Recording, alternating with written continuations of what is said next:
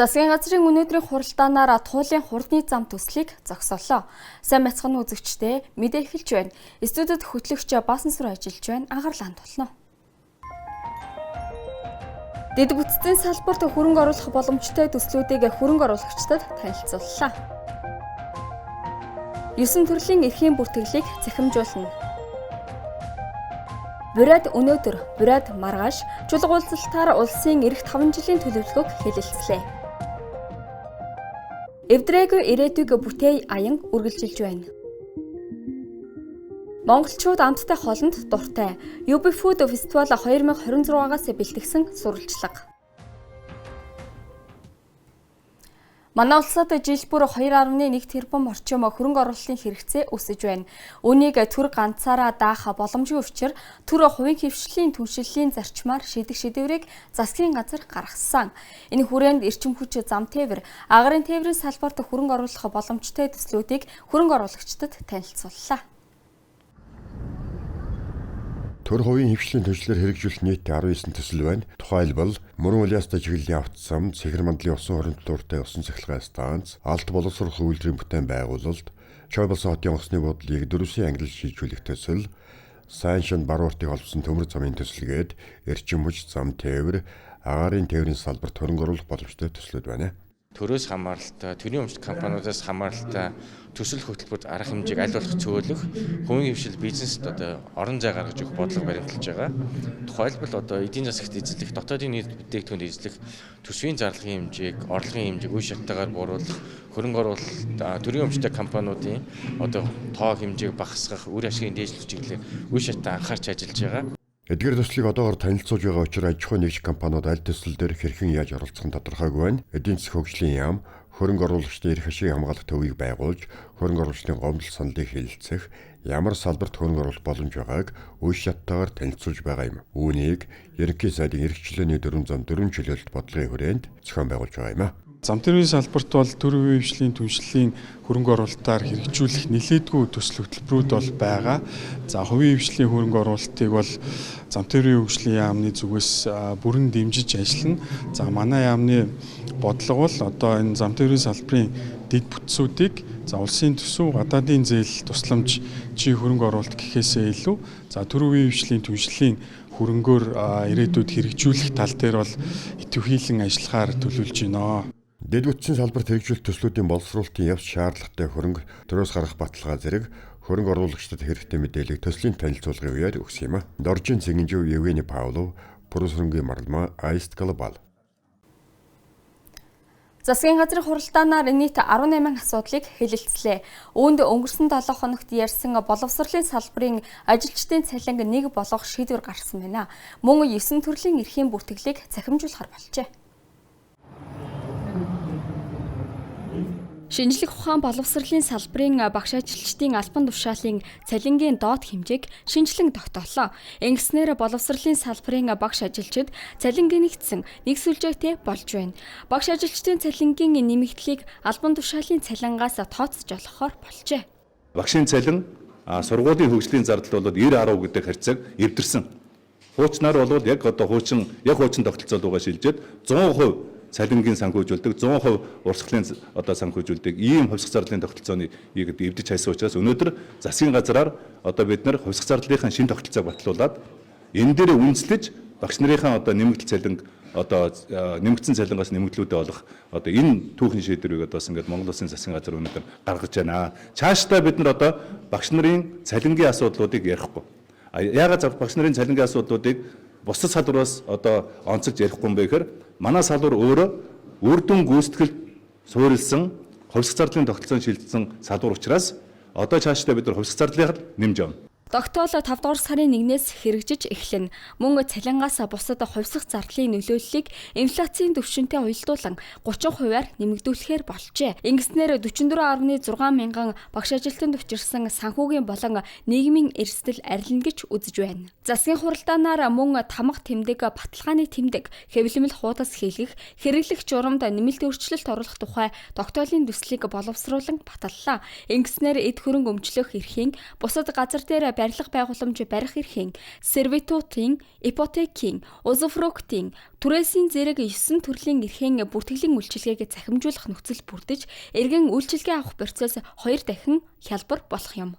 Энэ үйлчилгээнүүдийг авахын тулд иргэд дунджаар бараг хамгийн багадаа 3 удаа дээдлэн 5 удаа бичлэн очих тэр хэмжээгээр цаг нараа алдах, зааман хугацаагаа алдах, эргээд олон хүндрэлүүд амьдрал тохиолдох, амьдрал асуудлууд нь шийдэгдэхгүй явсаар байгаад ингээд зөвхөнгөө бардаг зүйлүүд. Тэгвэл энэ тогтоолоор бид нар өнөөдрийн байдлаар улсын хэмжээнд 1.2 сая улсын бүртгэл 25 оны байдлаар хийгдсэн байна.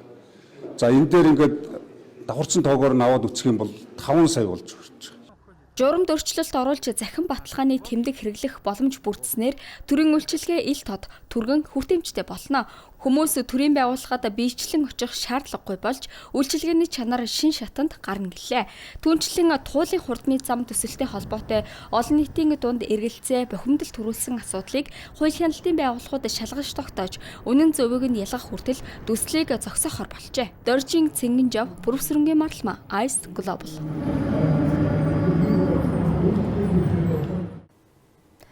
Бүгд найрамдах Бурайд улсын нийслэл Улаанбаатар хотноо Бурайд өнөөдөр Бурайд маргааш улсын ирээдүйн хөгжлийг тодорхойлох хэлэлцэх стратегийн чулга уулзалт боллоо.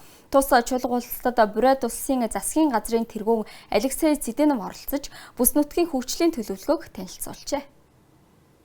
Бүгд найрамдах Бурайд улсын засгийн газрын тэргүүн юуны өмнө улсын хөгжил бол хүмүүсийн чанартай амьдрал гэдгийг онцлон тэмдэглэжээ. Хүмүүсийг ажилдаа орлоготой байлгахад ажлын байр хийгээ цалин хөлсийг нэмэгдүүлэх шаардлагатай.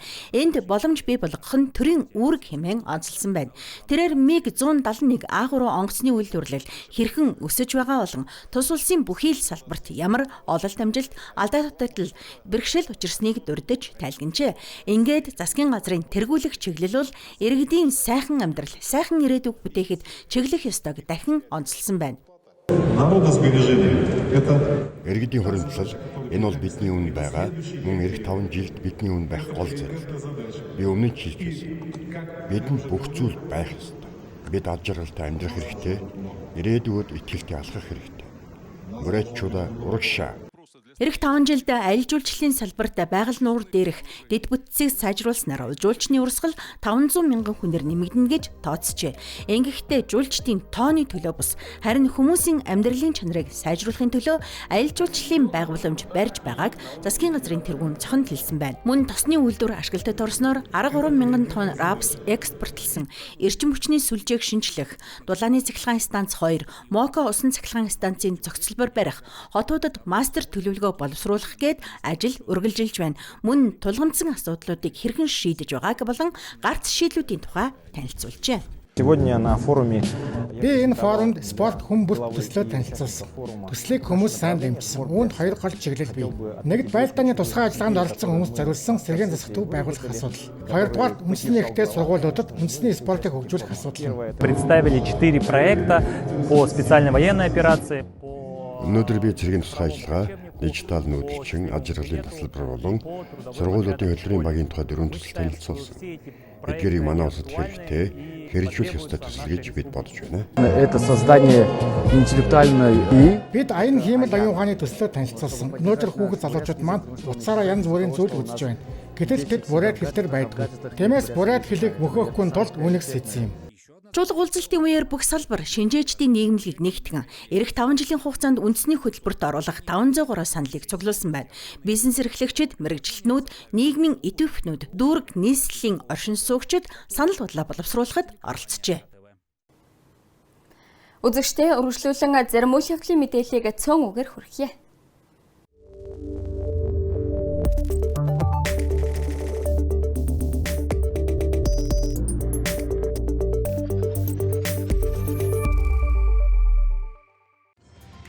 Нэгдсэн үндэстний байгууллагын конвенцаар хоригдсан сэтгцэд нөлөөт байдлыг Монгол улсын иргэн хэлээр оруулахыг завджээ. Уг үйлдэлийг гайлын байгууллага хойшлуулшгүй ажиллагаа явуулж таслан зогсоожээ. Тухайн иргэн Стамбулаас Улаанбаатарын нислэгээр ирсэн бөгөөд 417 грамм метамфетамин амфетаминыг электрон бараанд нуундалталж дагалдах ачаанд хийсэн байсныг гайлын хяналтын бүсэд рентген шалгалтаар илрүүлжээ. Нэмэгдсэн өртгийн албан татварын суглааны тохиоллоор 4 супер ацтан тодорч 5-аас 30 сая төгрөгийн эзэн боллоо. Мөн 3 орон тоо таарсан 48 мянга орчим хүн 30-аас 60 мянга, 4 орон тоо таарсан 4800 хүн 40-оос 100 мянган төгрөгийн, 5 орон тоо таарсан 502 хүн 60-аас 500 мянган төгрөгийн, 6 орон тоо таарсан 45 хүн 100-аас 5 сая төгрөгийн, 7 орон тоо таарсан 5 хүн 500-аас 10 сая төгрөгийн тус болжээ. Цахилгаан моторт бичил тээврийн хэрэгслээс болж энэ сарын 10-наас 19-ны хооронд 10 хоногт 102 хүн асалдаж гэмтэл савг судлалын үндэсний төвд ханджээ. Иймд түрээсэн скутер мопедыг явган хүний замаар зорчуулахгүй байхаар олон нийтийн цагтаа 8-аас 24 цагт бүх улс орн дээр ажиллаж байна. Нийтдээ 185 олон нийтийн цагдааг өдрийн 2 ээлжээр ажиллуулж түрээсийн дугуйн үйлчилгээнд хяналт тавьж байна. Өнөөдөр олон улсын эрх дэлхийн өдөр. Нэгдсэн үндэсний байгууллагаас 2009 оноос батламжилсан уг өдрийг дэлхийн экосистем, байгалийн нөөц, биологийн олон янз байдлыг хамгаалах, нөхөн сэргээхэд олон нийтийн оролцоо чухал ач холбогдолтойг олон нийтэд таниулах түгээх зэргээр тэмдэглэн өнгөрүүлдэг. Оны шилдэг байгаль хамгаалагчаар Эрүүстэй бүс нутгийн шилдэг 20 байгаль хамгаалагч шалгарлаа. Тодорхойлбол Ар хангай, Завхан, Увс, Ховд, Хөвсгөл аймаг болон Монгол Алтай нуруу, Их богд, Түргэн уул, Мянган угалзад, Тэнгис шишгэд Улаан тайгын улсын тусгай хамгаалалтын газрын хамгаалтын захиргааны байгаль хамгаалагчид багтжээ. Мөн экологийн цагдаагийн албаны 2 мэргэжилтэн шилдэг байгаль хамгаалагчид болжээ. Байгаль нуурт хаврын баяр үргэлжилж байна. Тодорхойлбол энэ өдрүүдэд дэлхийд ховрохонд цооцогдох далайн хав нуурнаа гарч ирж, наран дээж, нуураар зорчих хүмүүсийн нүдийг хужирлаж, сэтгэлийг баясгаж байна. Тиймдээ ч удирлын энэ цаг үед хамгийн их жуулчид байгаль нуурыг зорьдог байна. Ice Club-ийн цөөн хормын мэдээ байлаа. Ажлын амжилт хүсье.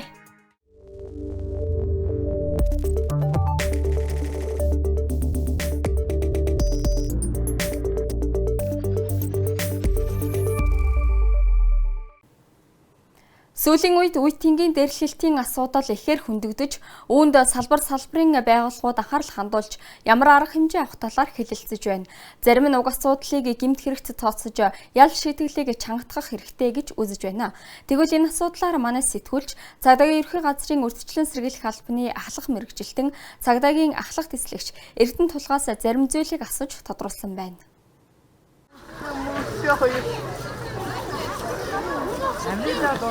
Улсын хэмжээнд 2025-аас 2026 оны хичээлийн жилд 1.3 сая гаруй хүүхэд буюу манай улсын нийт хүн амын 3/1 нь ерхий боловсролын сургуульд суралцж байна.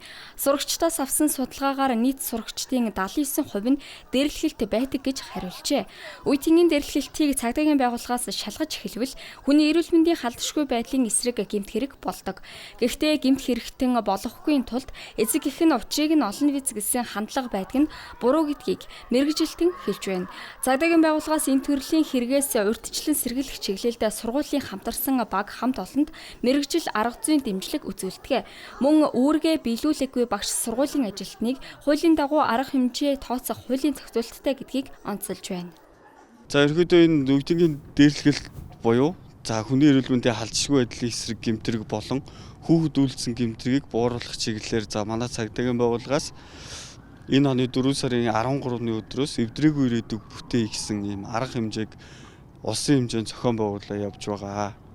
За үүнд бас нэг мэдээлэл нөлөөллийн чиглэлээр дийлэнхтэй явж байгаа. Хүүхдийг иргэдийг соён гээгэрүүлэх, эцэг их асраа хамгаалагчдын үүрэг хариуцлагыг нэмэгдүүлэх. За дээрээс нь цагдаагийн байгууллагаас сургалт нөлөөллийн ажлуудыг тогтмол зохион байгуулалт явж байгаа. Цагдаагийн байгууллагын судалгаагаар хүний эрүүл мэндийн халдшгүй байдлын эсрэг болон захим орчинд заллах төрлийн гэмт хэргийг ихэвчлэн хүүхэд үйлдэж байгаа нь тогтогджээ. Тиймээс 2021 оноос хойш хүүхдийн асуудал хариуцсан мэргэжилтэн буюу хүүхдийн эрхийг хамгаалах тэдний хохирсон эрхийг сэргээх чиглэлээр тусгай албахаагчид ажиллаж, сурагчдад соён гэгэрүүлэх сургалт болон нөлөөллийн ажлуудыг зохион байгуулдаг болжээ. За ерөнхийдөө энэ үеийнгийн дээрлэлт маань захим орчинд бас нэлээдгүй явж байгаа тийм. энийг бас зүгээр нэг хоёр хүүхэд муудалцаад өнгөрж байгаа асуудал биш. Энэ бас нөгөө цаашлаад хүнээр цаашлаад гэмтэрэг болдог байгаа. Цагдаа моглоо шалгагдаад ирэхээр бас тэгэх юм бол бас нөгөө хүүхдийн бас эрх цаашдын нөгөө нэг сорж боловсрох эрх. За тэгээ дээрээс нөгөө нэг гадаа дотоод руу явах хэрэгтэй. Иймэрхүү эрхүүд бас нөгөө нэг ял авсан тохиолдолд хязгаарлагддаг байгаа. Хүүхэд хамгааллын тухай хууль болон зөрчлийн тухай хуулийн 6-гийн 20 дугаар зүйлийн 7 дахь хэсэгт цахим орчинд хүүхдийг өргөдсөн болон гэмт хэрэг зөрчилд холбогдохыг уриалсан хэн нэгнийг дээрлэхсэн бол хариуцлага хүлээлгдэг заалт нэмж орсон. Үе тэнгийн дээрлэлтийн асуудлаар нийгэм даяар дуугарч эхэлсэнд цагдаагийн байгууллага талархаж байна. Үүнд эвдрээгүй ирээдүйг бүтээн аян дэмжлэг болж үр нөлөөгөө үзүүлж үе тэнгийн дээрлэлт болон хүний эрүүл мэндийн халдваршгүй байдлын эсрэг гэмт хэрэг буурна гэдэгт найдаж байгааг тэрээр хэллээ. Жанжидэрч Батөрч, Евгений Павлов, Бүрвсрэн Марлама, Iced Global. Нийслэлийн удирдлага нийгмийн эрүүл мэндийн чиглэлээр 3 томоохон ажил төлөвлөжээ. Нэгт умайх үзүүний хорт хавдрыг үүсгэгч хүний папиллома вирусын эсрэг вакцинд өсвөр насныхныг хамруулах, хоёрдугаарт хеликобактерийн халдвараас урьдчилан сэргийлэх, бууруулах төсөл, гуравдугаарт үе тэнгийн дээрлэлтийн эсрэг хөтөлбөр юм. Улаанбаатар хотод амьдарч байгаа хүүхдүүдийн эрүүл аюулгүй орчинд амьдрах нөхцөлийг бүрдүүлэх зорилгоор нийслэлийн засаг даргын тамгын газар нэгдсэн үндэсний байгууллагын хүүхдийн сантай хамтран ажиллаж байна. Тухайлбал умайх үзүүний хорт хавдрыг үүсгэгч хүний папиллома вирусын эсрэг вакцинд хүүхдүүдийг хамруулах ажлыг зохион байгуулж байна. Энэхүү ажлын явц өнөөдөр 65% байна. 6 дугаар сарын 1-ээс өмнө 100% хүргэнэ гэж төлөвлөжээ. 2023-аас 2025 онд вакцинд хамрагдаж чадаагүй хүүхдүүдийг нөхөн хамруулах ажлыг зохион байгуулснаар оны төгсгөлд вакцинжуулалтыг 250% хүргэхийг зорж байна. Манай улс 1.6 сая эмэгтэйчүүдтэй жилд 250-аас 280 эмэгтэйд хавдар илэрч байгаа нь дэлхийн улсуудтай харьцуулахад өндөр тоо. Вакцинд хамруулснаар энэ тоог бууруулж улмаар умайх үзүүний хорт хавдаргүй нийслэл болох зорилтыг тавьжээ. Харин хеликобактерийн халдвараас урьдчилан сэргийлэх, бууруулах төсөл арга хэмжээг 3-аас 4 жилийн хугацаанд хэрэгжүүлэхээр бэлтгэж байна. Эхний ээлжинд сургууль цэцэрлэгийн хүүхдүүдээс хеликобактерийн шинжилгээ авч дархалтыг судлах юм байна. Аяг тавг халбах сэрэ гэдэг зүйл байгаа тийм ээ. За энийгээ бид нар гэр бүлийнхээ орчинч тэр найз нөхдийнхээ орчинч тэр бүгдөө ингэж хольж хутгаж хэрэглэдэг энэ зүйлсээ бид болох ёстой. Өнөөдрөөс эхлээд бид нар энэ зүйлийг болох ёстой. Тэгжээж энэ хеликобактер гэдэг зүйл чинь байхгүй болно. Нийслэлийн зүгээс бол бид нар бүх сургууль цэцэрлэгүүдэд аяг тавг угаахч, аяг тавг ариутгагч энэ зүйл стандартыг бид нар хангаа явна. Нийслэлдээ бид нар 9.8 тэрбум төгрөгийг тавиад бүх сургууль цэцэрлэг хангаад явна. Хеликобактерийн халдвараас урьдчилан сэргийлэх бууруулахад нэн түрүүнд гэрээ нөхцөлд эрүүл авахыг сахих нэн шаардлагатай байгааг онцоллоо. Нийслэлээс нийгмийн эрүүл мэндийн чиглэлээр хэрэгжүүлж байгаа 3 дахь ажил нь үе тэнгийн дээрлэлтийн эсрэг хөтөлбөр юм. Энэхүү хөтөлбөрийг мөн 2 жилээс дээш хугацаанд хэрэгжүүлж үр дүн гаргах бөгөөд эхний ээлжийн үр дүн удахгүй мэдээлэх юм байна. Another component of course is child protection which Хүүхэд хамгааллын чиглэлээр дээрлэхэлд хүүхдийн эсрэг хүчирхийллээс урьдчилан сэргийлж хүүхдийн сэтгцийн эрүүл мэнд жаргалтай байх нөхцөлийг бүрдүүлэхээр хамтран ажиллаж байна. Энэ чиглэлүүдээр чиглэлийн яам болон холбогдох байгууллагуудтай хамтран ажиллах болно. Энэхүү нийслэлийн засаг даргын тамгын газар нэгдсэн үндэсний байгууллагын хүүхдийн сантай хамтран ажиллах санамж бичигт гар үсэг зурлаа. Санамж бичгийн хүрээнд талууд хүн амын тэр дундаа хүүхдүүдийн эрүүл мэнд, хүүхэд хамгааллын чиглэлээр доктортой хамтран ажиллахаар боллоо. Доржин Цэнгэнжав, Бүрвсрэнгийн Марлама, Iced Global.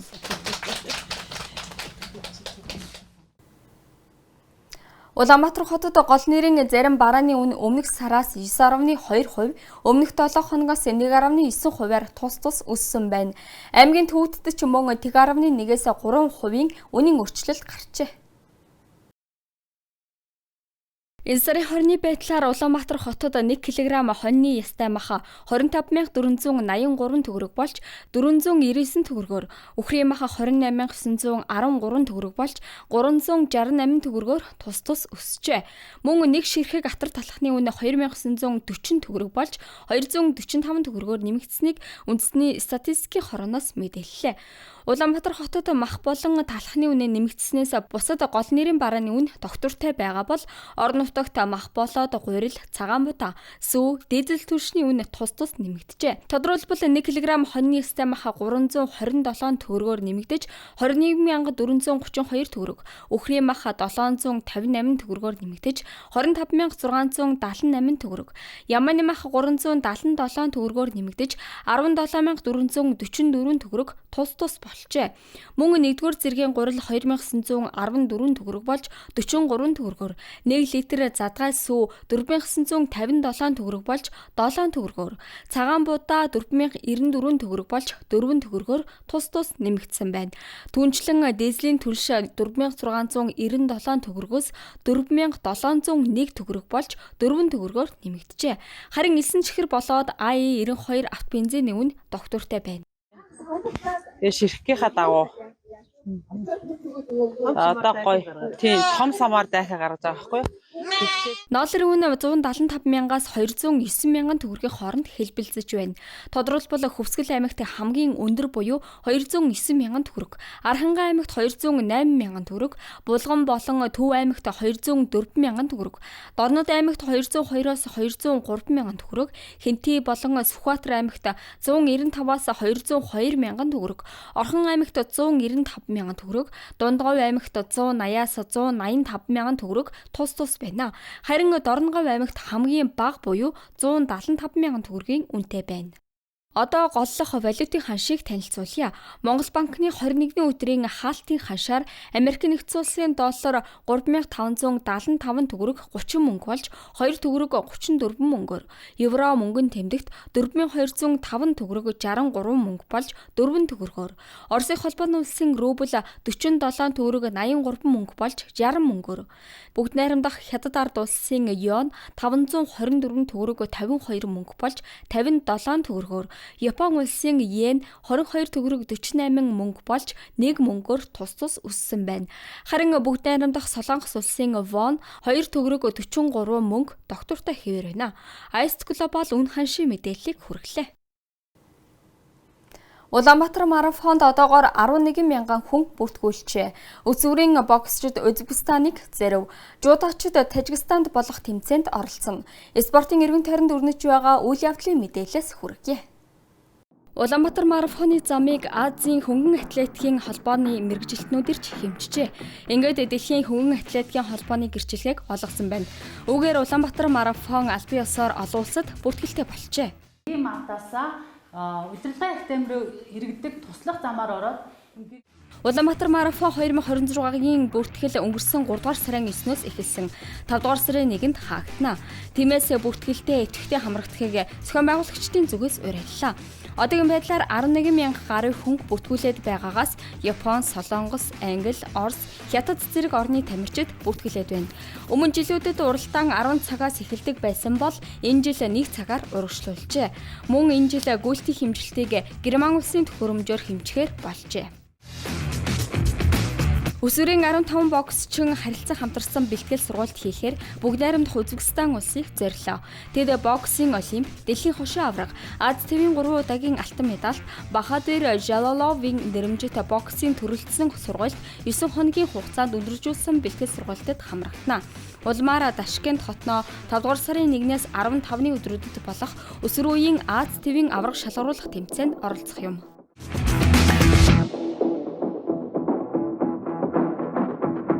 Ирэх сарын 1-ээс 3-ны хооронд Тажикстаны нийслэл Душанбе хотод жудогийн их туулга тэмцээн болох гэж байна. Тэмцээнд 33 орны 262 тамирчин өрсөлдөхөөр бүртгүүлсэний дотор манай улсын 23 жудооч багтаж байна. Үүнд 48 кг-ийн жинт ануу дээр, 52 кг-д нандин эрдэнэ, гал од, 57 кг-д ариун заяа цэнд базар, 63 кг-д ган хаж, инхэлэн, 70 кг-д лав дулам ануучин, хасах 78 кг-д хүслэн, нэмэх 78 кг-д адиас сүрэн, 800 нарын 12 эмэгтэй тамирчин оролцох бол эрэгтэй багт 60 кг-д ариун болд түмэн жаргал, 66 кг-д эрхэн баяр жанцан дорж, 73 кг-д анх заяа, 81 кг-д шинэ баяр бат сугар, хасах 100 кг-д ган эрдэнэ хүдэр чулуун, нэмэх 100 кг-д перенлэ жамц, цэцэн цэнгэл нарын 11 тамирчин тус оролцсноо. Бүгд найрамдах Серб улсын Верначка Бани хотод болсон дэлхийн өсвөрийн шатрын аврах шалгаруулах тэмцээнд шатар түргэн бодолтын төрөлд 12 настай тод мөнх төрүүлж дэлхийн аврах болоод байгаа хэлээ. Тэрээр мөн Билец буюу түргэн бодолтын төрөлд өрсөлдөж 13 дугаар байг эзэлжээ. Сүүлийн тэмцээнд амжилт гаргаж чадаагүй нь товлсон нислэгтээ сууж чадалгүй, улс дамнан тойроо нисэж амралт авч чадалгүй оролцсонтой холбоотой байна. Тэрээр аавын хамт сар гарын хугацаанд Европын орнуудад болж байгаа тэмцээнд оролцож байна. Ice Global спортын иргэн тойронд болж байгаа зарим үйл явдлаас танилцууллаа. Монгол улсын нийслэл хотын Сүхбаатарын талбай дээр асар том цагаан асар сүндэрлэжээ. Тэнд нийтийн хоолны 30 гаруй байгууллага өөрсдийн павильонуудыг байрлуулсан байна. Дотор нь хоолны уралдаан, амталгаа, Монголын шилдэг тогооч нарын мастер класс зохион байгуулагдаж, алдартай уран бүтээлчдийн амьд тоглолтоор олныг баясгаж байв. Орох үн төлбөргүй, хоолны үнж боломжийн. Тиймээс Улаанбаатар хотын иргэд болон жуулчид өдөр бүр олноор ирж 18 орны үндэстний хоолыг амталжээ. UB Food Festival 2026-д манай зураг авалтын багш ажиллаа. Дараах сурвалжлагыг илүү өгөхгүй амт үнэртэй хүргэж байна.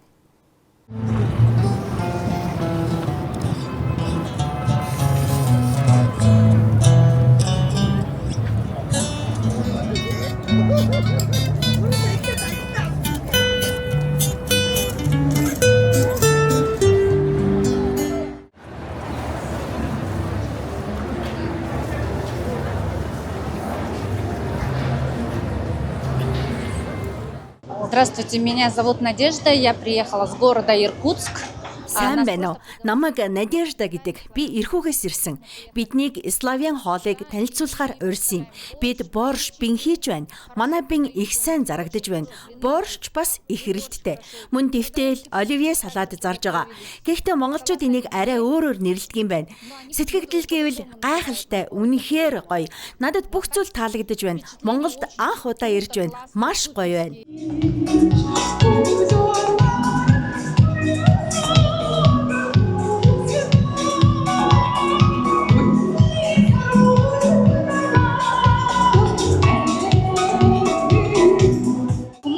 Аль төрлийн илүү их авч байна? Манай нэрийн бүргэрийг нэлээх авч байгаа. Тэ. Одоо хамгийн бест селлерэн л байгаа шиг шүү дээ манай бүргэр. Хэрвээ та одоо ингээд ганцаархнаа нэг л хоолыг энэ амьдралдаа идэх ёстой байсан бол ямар хоолыг сонгох? Нэг л хоол. Тэ, нэг л хоол. Бүргэр юм болоо. Тэ. Хэрвээ та өөрийгөө хоолоор илэрхийлвэл ямар хоол байх юм бэ? Би махтаа шил. Махтаа шил үү? Яагаад? Угаасаа дуртай. Хэрвээ таныг амьдралдаа ганцхан хоол идээд өөр ямар ч хоол идэхгүй бол та ямар хоолыг идэх байсан бэ? Махтаа бол юу ч юм. Махтаа ямар ч ямар ч. Махна байвал олон янзаар юм шүү дээ. Ер нь өнөөдрийн фестивал дотроос хамгийн амттай ямар хоол нь вэ? Яг олон сонголт хийж чадсангүй шүү дээ амжаагүй. Яг би зүгээр ойчтойгоор нь гоё багтаг багцаалаад л сонголт хийсэн. Таны одоо идж байгаа хоол нь яг ямар хоол вэ? Энэ чинь шорлог байна. Шорлог нь энэ үү? Эдмэрээс хоол тэр тай байна. Тэр арт гэр байна. Яг бүгдийг нэг жимчихгүй юм чи. Тэр жил алга ирж оролцдог уу? Тийм жил алга. Ер нь энэ жилийн онцлог нь яг юу вэ? Би ч одоо өнөөдрийн хувьд би ажлын өдөр гэлээ. Өмнө нь бол дандаа хагасаа мөц гэр бүлтэйгээ хүүхдүүдтэйгээ ирдэг гэсэн. Өнөөдөр бол ажлынхаа хамт олонтойгоо ирлээ. Өдрийн хоолоо энд идэж байна. Волшебница луна на столах из дождя, но свой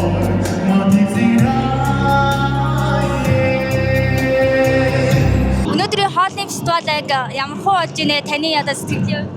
Гоё л болж штэ. Ер нь бол өмнө жил болоод жоохон фейлцсэн штэ тий.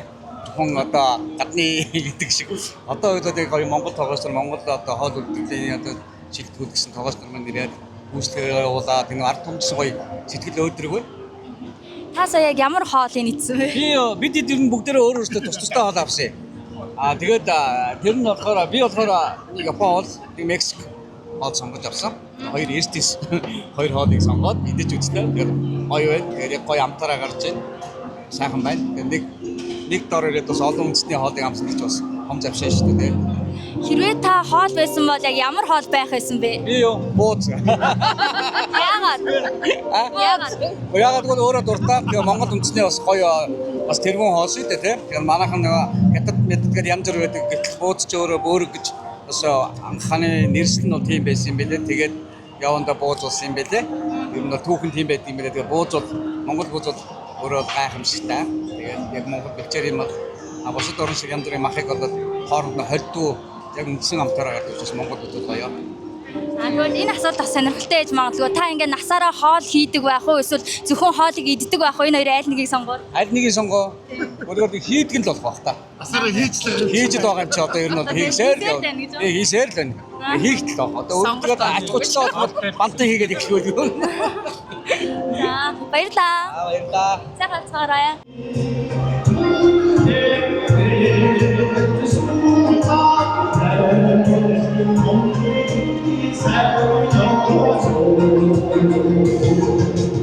Мое русское впечатление было, что энд ирэхээс өмнө би монголчуудыг жаахан ширүүн догшин гэж боддог байсан.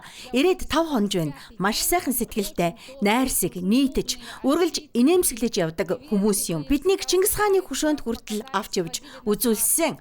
Үнэхээр гайхалтай, маш найрсаг ард түмэн юм. очень дружелюбный народ.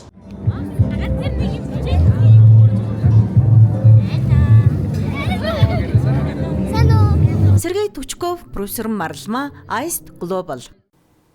Эрхэм үзэгчдээ та бүхэндээ мэдээллийн хөтөлбөр лав гарагийн дугаараа хүргэлээ.